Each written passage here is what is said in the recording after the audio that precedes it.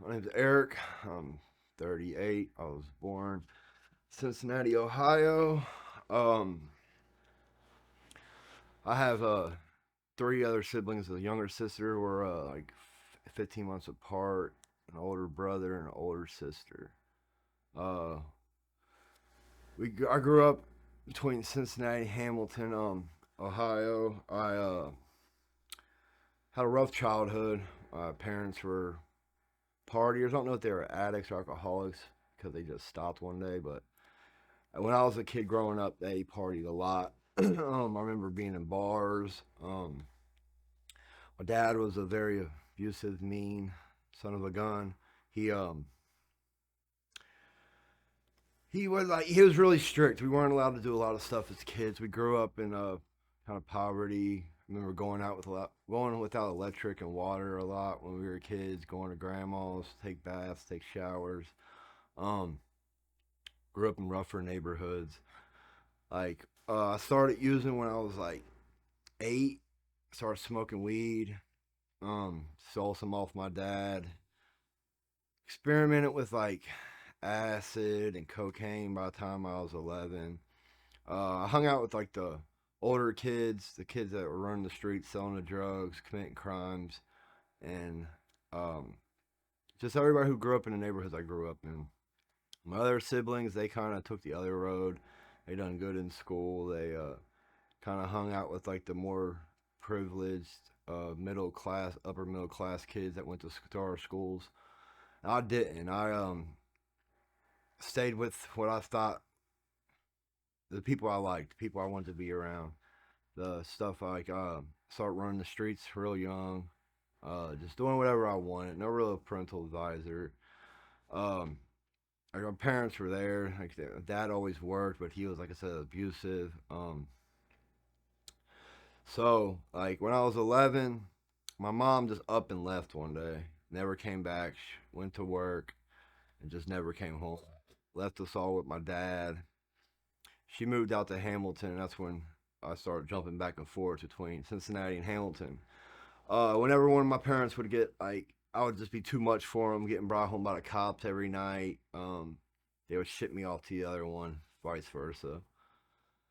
And the street life is what I what I mean, I did. I was just as much as a criminal as I was a drug addict. I took pride in that.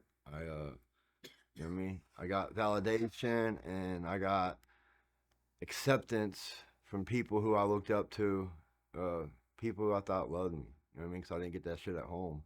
I you know what I mean? So that's what my life was as a kid, just running the streets, being gone whenever I wanted, just doing whatever I wanted whenever I wanted. I was getting tattoos and doing meth at 12, 13. I getting brought home by the cops, just doing crimes all the time, running the streets. School, I didn't care about school. If I was there, I wasn't paying attention or I was sleeping. I got fights a lot. Been expelled, suspended from school all the way up until I left in 11th grade. And I had to leave because I had to go do jail time and I couldn't spend that much time out of school at once. But so that's what I was just done. I was just like just drugs and running the streets and just doing whatever I wanted whenever I wanted. It escalated into cocaine in high school or middle school, and then I just then I moved to crack, so you know what I mean, and then started doing OCs and pain pills a lot because friends I grew up with, their parents sold them, we sold them. I mean, I was selling cocaine. We were just doing the most, just doing everything. Just the street life is what I grabbed too, and that's what I did. Everybody I hung out with, that's what we did. We all came from the same type of lifestyle, the poor, poverty, parents who partied, parents who were in and out of prison and out of jail, parents who weren't there. So we cl- cl- uh, clinched onto each other for you know what I mean, for survival to do what we had to do. Then from the pain pills, it led to heroin.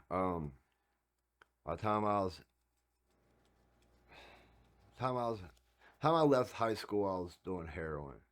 Um, I hit it pretty well. Everybody knew I was doing pain pills, but the heroin nobody knew for a while. And then I got to the needle. Met a girl. She was in nursing school. We were both doing heroin, living in the projects, and she brought a needle home from one of her phlebotomy classes, and that was a wrap. The first time I shot heroin, I still remember to this day, and I fell in love with it. And that was my life for almost 20 years of just crippling heroin addiction. I spent most of my 20s in and out of jails, prisons, just doing crimes to do it. I've been homeless for years, living in hotels. Like my whole 20s was living in hotels or homeless or in some type of institution. I never tried to get clean. I never wanted to get clean. I was always the guy that was in jail doing 9 months, doing a year, doing 18 months, doing 2 years, and I knew what I was gonna do when I got out. Like I never thought I'd live to the age I am today. I always thought I was gonna die in my 20s, and I was okay with that. I accepted that life. I accepted that I was gonna die a junkie, and I knew no other way. I just thought that's what people did who grew up the way I grew up. Like a lot of my childhood friends are not alive anymore. I've buried way too many people from ODing, from heroin. Uh, it got so bad that uh, when you hear about somebody dying, it don't even affect me no more. It was just like that's what happens. I mean, and in my sick mind, my addict mind, I would always want to go and find the drugs that they OD'd off of. Um, like so in my 20s, like it was rough, but then it I didn't see it. I kind of like was okay with that life, and like my older brothers and sisters, they are not like me. They took our childhood and the way we grew up and the trauma, and they done a positive with it. Like they're my little sister's a nurse, my older sister's a nurse, my brother works at a chemical plant mixing chemicals like a chemical engineer. And I always say I'm an addict. I'm a heroin junkie. I like heroin was my thing, and the criminal aspect. Like I was, I had no fear growing up. Like I had no fear of committing crimes. I had no fear of fighting. Like and so all 20s just jails, institutions, and drugs, homelessness, living on the streets. Uh, not having nowhere to go, almost freezing to death in the winter, and bandos, bandominiums is what we used to call them. And so when I was at like 28, I met a girl, and like I've always had like trust issues with women, trust issues with anybody really. Like my motto growing up was everybody's skeptic until proven otherwise, because that's what's kept me safe. That's what kept me from getting messed up on them streets, because the streets don't love us. You know, it's a dog eat dog world out there. But I met Summers, and it's really the first time I ever like fell in love. She showed me genuine love that I never knew existed. Like would just do the littlest things for me, and we were together for 4 years, and she got clean. Or I done a little jail, so we both caught some felonies together. She ended up getting out of jail. I ended up her mom ended up bonding her out. I stayed in jail, but she ended up going to a rehab, got clean. Like I said, I never wanted to get clean. Like I talked a good game, told people I would just to get what I want, manipulate people. So when I got out, she was still in the rehab, and I was supposed to get clean. I never did. So we got a place together, and we and she got out of rehab. She had clean, and like I was still using behind her back. I thought I was hiding it, but you know we don't hide that shit. People know. We trick ourselves into thinking that we're doing a good job. I wasn't. You know what I mean? We would argue a lot. our relationship went downhill. Like she was adamant about staying clean, and I was a dick, and so we'd argue all the time over money, over stuff, over me getting clean, and then I would be going missing for days. Well, then one day we got into an argument, and I left, went to work, and while I was at work, I got a call from my little sister. Well, actually, I tried to call Summer. She didn't answer. I knew something was wrong. I called my little sister, told her to go to the house and check on Summer. She took my 9-year-old niece at the time. Her and Summer had the same birthday. They were real close. To go check on her, and they found her OD'd. She still had a needle in her arm. My little 9-year-old niece walked in, found her on the bed, needle in the arm, OD'd. Coroner said it was enough car fentanyl to kill 9, 10 grown men. That she was dead instantly. Uh, my little sister called me, bawling her eyes out, couldn't talk. My mom got on the phone, and I lost it. That was March 9th, 2018. Uh, After that, I just gave up on everything. That was from 2018 to 2023 when I finally got clean. Was the worst years of my life. I disassociated myself with everybody. I was homeless on the streets by myself, doing crimes by myself, getting high by myself, just hoping the next one kills me. I don't know how many times I've tried to OD myself. I always wake up mad. Um, I used to always say that karma's not gonna let me die. That I'm here to suffer. That dying's the easy way out, and that's just not for me. I'm meant to be here to suffer. So after she died, I lost it. Like I just disassociated myself. I lost connection. Me and my little sister were really close. Like we grew up. We were in the same grade together growing up in school because I failed, got held back a grade, and we ran the streets. And like that's my rock. That's the one constant thing that's been in my life is my little sister. Um, like she would when I would go missing for weeks, days, months, years, she would always like be hassling people trying to find me. Like I remember going to trap houses and people like, dude, call your sister. You know what I mean? She's been blowing up this phone or my Facebook, and I mean, because you know what I mean. And when I was out there, I never thought that my addiction, that my choices, that my lifestyle was affecting anybody else. I was selfish. I was oblivious to the fact that there was people who actually cared about me, who was having sleepless nights worrying about me, waiting for that phone call that Summer's mom got, that many of my friends' parents got, loved ones got, girlfriends have got, brothers, sisters, and I never thought about that when I was out there. For me, it was always the next one, the next one. How am I gonna get high? What lick am I gonna hit today? Where am I gonna sleep? What trap house am I gonna hang out in? And now that I'm clean, I look back and like it hurts sometimes because I just don't like. You know what I mean, just to be that way, but I accepted that lifestyle. Like I never, like I can't have kids, so I don't have no kids. Thankfully, with the life I've lived, I'm glad I didn't bring none into this world because I would have taken care of them and just been another kid in the system. And so, like, I spent years after she died, and it was, it was rough.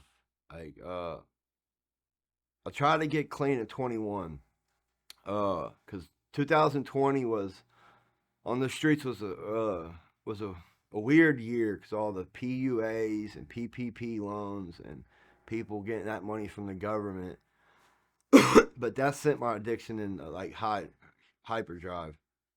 Just because like I got a $12,000 check from the government from the PUAs, like, and it all went to heroin. It all went to meth and crack and just whatever. Like heroin was my drug of choice, but I was a drug addict. Drugs, yes, please. Like no questions asked. So in 2021, I went to a 28-day rehab. Uh, Went through the detox. Stayed to 28 days, but like my drug use was solid. I was still dope sick after 28 days. Tried to do a sober living. Went down to Kentucky to live, and lasted maybe a month or two before I was using again. In a sober living, smoking crack.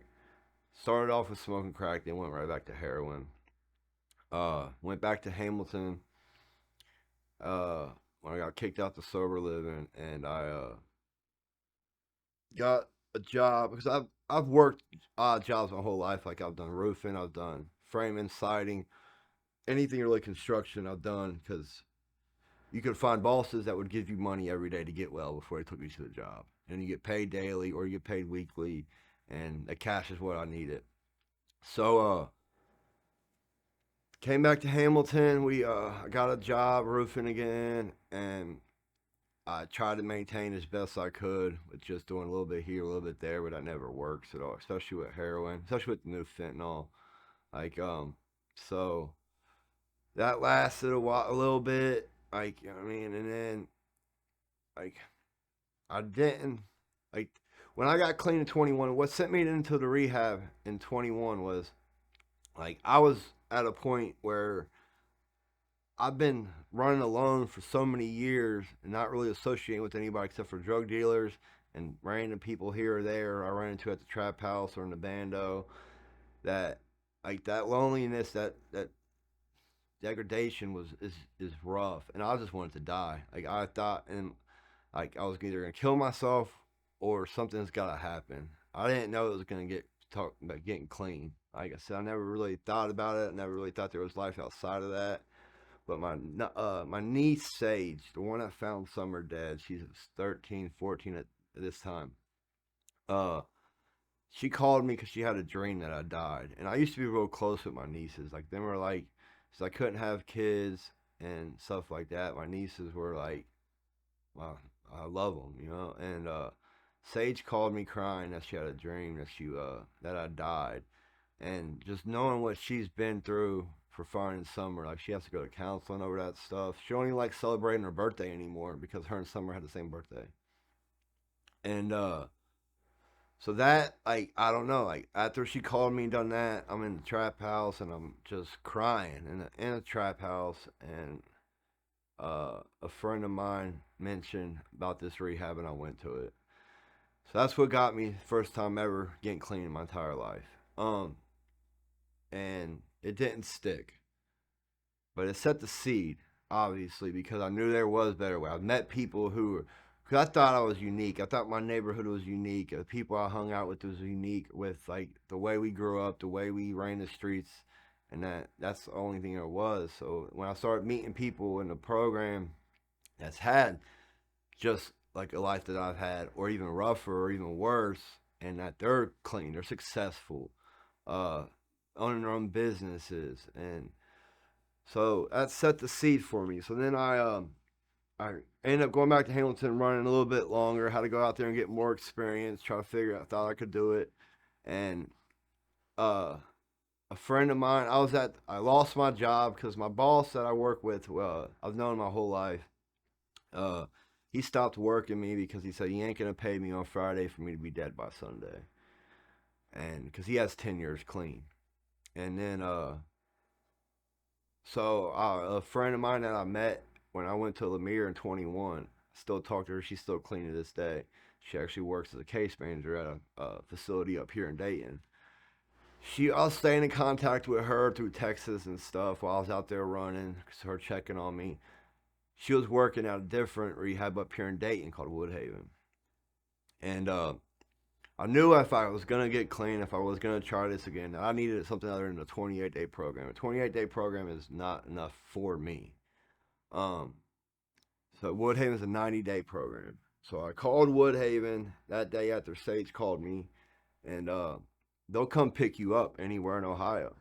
Uh, and I talked to them, and they told me to come pick me up like a week after I called them, and I told them I'm not gonna make it. Like either I gotta go like now as soon as possible, or I'm not gonna make it. I know I don't. I just I'm at that point. So they came and got me the next day. Come got me. I went to Woodhaven, and I've always thought myself to like be a man. Like I'm not scared of nothing. I don't got fear. Uh, you don't show weakness on the streets. So like, but going to Woodhaven is probably one of the scariest things I ever did in my life. Like walking into that place, just not knowing what's gonna happen. Like usually I have my days planned out, my weeks planned out, what licks I'm gonna hit, where I'm gonna get my money, where I'm gonna go, who I'm gonna get my shit off of. Like I mean, even if it's just sitting in a park for hours, knotted out. Like I just knew I had planned out, and just not knowing where my life's gonna go, whether I'm gonna get it, whether I can get it, whether I'm worthy of getting it.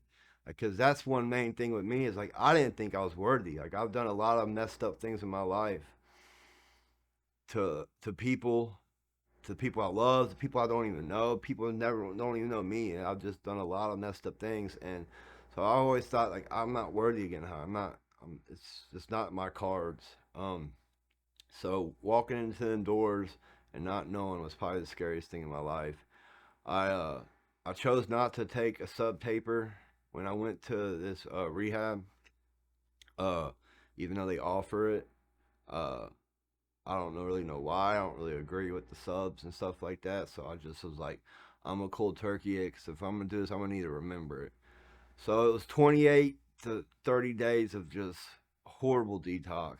I didn't sleep for about 10, 15 days. Was hallucinating, walking the halls constantly because I couldn't lay down. Just the fentanyl withdrawals are a lot more intense than I remember the heroin withdrawals being. So I made it through the detox, even though I wanted to leave every day. I wanted to leave. I cut staff out. I come across. I'm a very blunt, honest person, and I do come off aggressive because I've had to be aggressive a lot my whole life. So, and it's getting better, but like so, the detox was fine. Finally made it down to residential. It's just started getting better. Um, going through the classes and groups, met some really cool, like solid people, and then they had a PHP program, pre-hospitalization, where you start getting to go outside and meet ends, passes, and uh, then it comes like I'm almost about to get out. A couple weeks to get out, you gotta figure out what you're gonna do. Whether you're gonna, I knew I couldn't go back to Cincinnati or Hamilton. Uh, I just knew it. Like I needed to find a sober living away from where I'm, I feel normal, where I'm comfortable at. And there's nothing down there for me. Most of my friends are dead. It's not they're still using or they're in prison. And there's just too many memories, especially with summer. I don't like that was the hardest thing for me to deal with. But so we started trying to find me and my case manager started finding sober livings to go to. And there's a couple of them up here in Dayton that I've heard about and stuff like that. Well, a friend that I met at Woodhaven, he went came here to Good Shepherd, and he was into that faith. Like it's a faith based program. That's the one thing I've struggled with my whole life because I didn't believe in God. Because if there was a God, and how come so much messed up things happened with all the people that I loved that I grew up with that you know what I mean around me, like so. And then there was a lot of stuff that happened when I was a kid that like I just when I was real young I stopped believing in God. So like I didn't know if I wanted to come to a faith based program because usually when I hear faith based, I'm thinking like they make you go to church, they make you do this, and that's not the way this place is. Like we go to church, but like it's definitely a place where you can grow on your own level on your own time. Nothing's forced on you, and I didn't want that because I don't real good do good with authority. I don't do good with people really telling me what to do, telling me how I should be. So, but I put in an application for Good Shepherd because my friend came here and we got real close, and he said it was a good program. All the dudes were cool. I knew a couple other guys that came here from that same program Woodhaven I was in, and but I wasn't too sure. So I put in applications a couple different places, and I'm a hothead, so um, usually Good Shepherd does an interview with you. Well, because I had a couple guys in here who knew me from Woodhaven, talked to the director here. He accepted me without giving me an interview. But the day he accepted me, he sent the email over to my case manager and accepted me. I'm a hothead, and I let my anger get the best of me, and I got into a fight and got kicked out.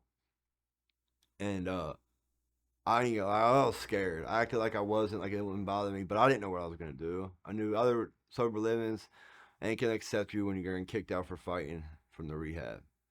But I was just gonna go back to Hamilton or Cincinnati, and basically I knew what was gonna happen. I knew it. But I talked to luckily my case manager was still there. She she stayed after she was supposed to be off to make sure I had somewhere to go before she left the premises, and she didn't have to do that. Like I've met people in this program who genuinely care for my best interest, genuinely care about me without wanting something out of it. And I've never had that before. I never thought that in people existed. I thought people only done things because they wanted something. They wanted you to do something. They wanted something you had. Um, so she called Sean, which is the director here, and we talked to him. And even though I got kicked out and he just accepted me, they didn't have a bed for me. I slept on somebody's couch in their apartment for the first 2 weeks I was in this program. And I'm forever thankful. I'm forever grateful to Sean, to Good Shepherd, for that chance. Because I wouldn't be sitting here today if it wasn't for Sean bringing me into the program early, even though I messed up and got kicked out of the rehab. I know I wouldn't be, because I would have went home and I would have started doing the same thing I always do: running the streets, doing the drugs. I might even be alive today. Uh, since I've been here. I came in. My clean date's February 3rd, 2023. I came in the Good Shepherd April 21st, 2023. So I got over a year clean. I'm coming up on got over a year here. Uh, and since I've been here, I've it hasn't been easy. It hasn't been like there was no real pink cloud for me. Like a lot of people talk about how they had a pink cloud when they first got clean. Everything was all like just great. That was never for me. Like I had so much wreckage of my past that I've had to come up and clean up, and just so much on my mind. Like especially like my self esteem issues. It was just like I can't do it. I'm not good enough to do it. I'm not strong enough to do it. Whether I really wanted it, whether like, I deserved it. So like it's been a struggle for me since day one. I have a hard time opening up to people. I have a hard time with talking. Like a year ago, I would not be sitting in front of this camera right now. I wouldn't be. I would have told him no. Um. So, but it's all growth for me, major growth for me. When I got here, I had like I didn't talk to nobody. I talked to a couple people I already knew. Other than that, like I just done what I was supposed to work wise, program wise, and just kept pushing it forward. Day by day, it got better and better. I I went to jail here. I had a bunch of warrants, records of my past that I had to deal with, and I spent 2 months in jail. Sean held my bed. That's the one thing I was worried about. Usually, when I go to jail, I'm worried about nothing. When I was in there, it was different. I didn't talk to nobody. I sat in my cell and read. I didn't associate with everybody because I went back to jail down where I'm from, so I knew everybody. And just seeing everybody doing the same things, looking like death, acting the same way, was a turnoff for me. And that's how I knew something was changing in me, because I didn't even associate with them in there. Like I was cordial and I said hi because you know people I grew up with, but it was just different. The one thing I was worried about was losing my bed because I knew I was going to do a little bit of time. I ended up doing 2.5 months. I got out, came back here, uh, and it hasn't been easy. I still make dumb choices. Like I got put on an ankle monitor when I got out of jail, and I cut the ankle monitor off, and because they wanted to put me in a rehab down there, and I didn't want to do that, so I cut the ankle monitor off, caught, and got brought back up here. And then that next day, I came clean to the director, and he took me back down there to court. I told the judge that I messed up. I got almost 9 months clean at that time. I'm trying to do this. I'm giving it my all, and I just laid it on him. Like I know I messed up, cut an ankle monitor off, and I asked him if he would put it back on and make the decision to put me up here instead of down there where I'm from, and he did. Like he gave me that chance. And so I got the ankle monitor put back on. I came back up here. I work my ass off here. Um, I go to meetings. I've done the steps. I'm on my second time going through the steps. I I help out the next man. I open up. Like my hardest thing is, like I said, talking. So like I'm okay with, like, I trust people, and I know that some people, like, people have to genuinely care about me. I ain't like got that street mentality that I still come off aggressive. I'm still blunt. Still have my flaws, but I'm a work in progress. Like I spent 30 or what 30 years out there. You know what I mean? I ain't gonna fix it in a little over a year, and I struggle with that because like I'm more instant gratification. Like that's what I love. So like I want it now. Like I expect that all this court shit should be over with. That I should have my license back. That I should be doing a lot more than what I am, and I gotta be I gotta give myself the benefit of the doubt and be humble and just realize that the growth that because I don't see the growth in myself as much as the people around me do. Like when I first got here, I was the guy that's always everybody always counted out. Oh, he ain't gonna make it. Oh, he ain't gonna make it. And I've seen a lot of people who I thought was gonna make it in this program who ain't here no more. And I'm determined not to be that. I'm determined to get this. Like I'm not going back out. Like I refuse to.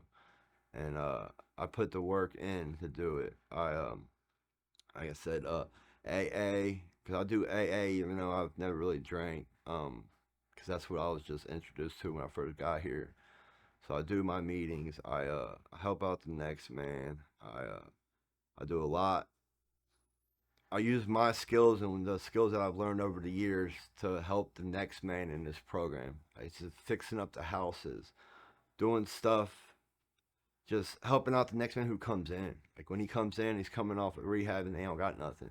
Like just buying them stuff without them asking. Just and because that's what somebody did for me when I got here. Even though like I got a hard exterior, but I got a huge heart, and it's still hard for me to to accept the positives, the growth that I've made. Because when people tell me that like I'm not the same man that was here a year ago, and I don't see it as like I said, I don't see it as like other people do, because my mind's my own enemy.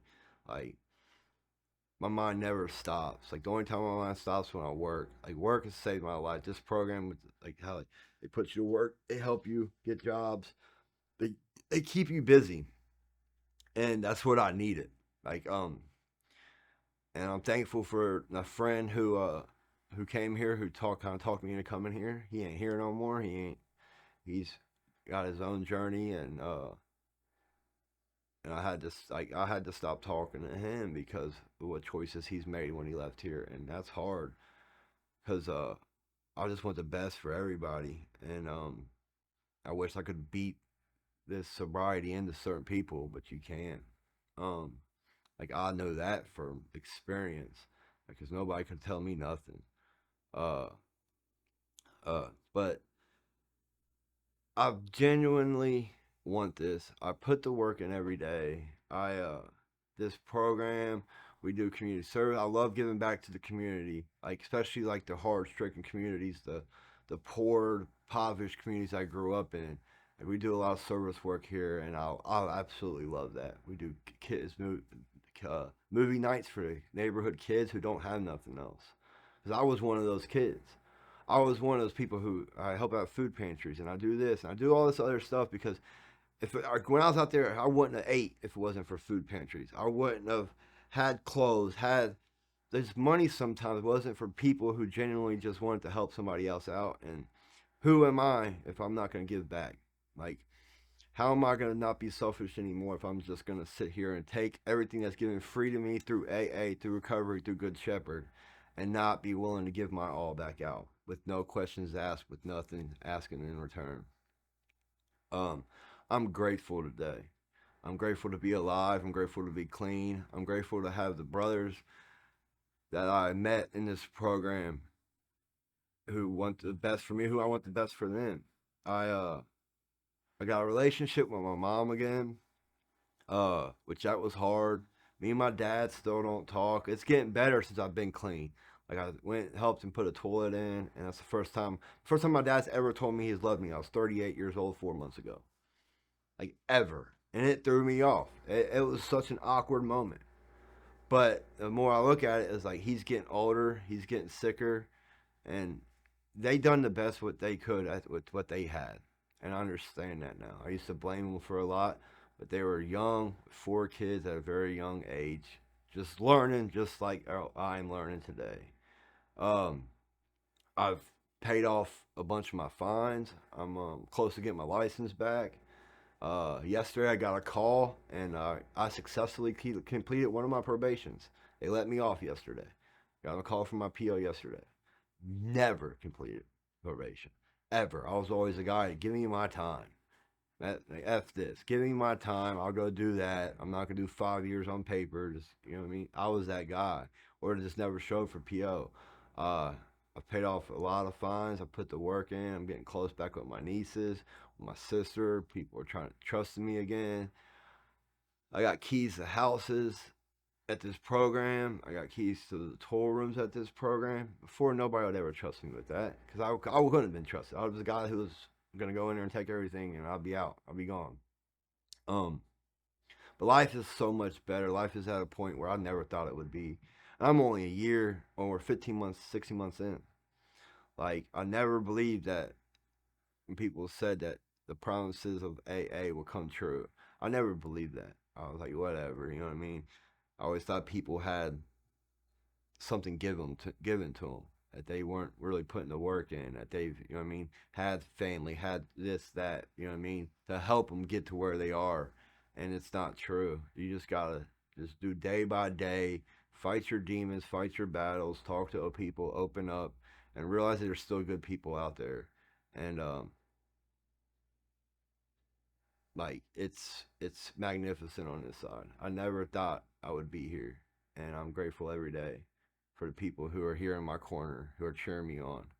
And with that, I'm Eric Crawford, and I'm an addict.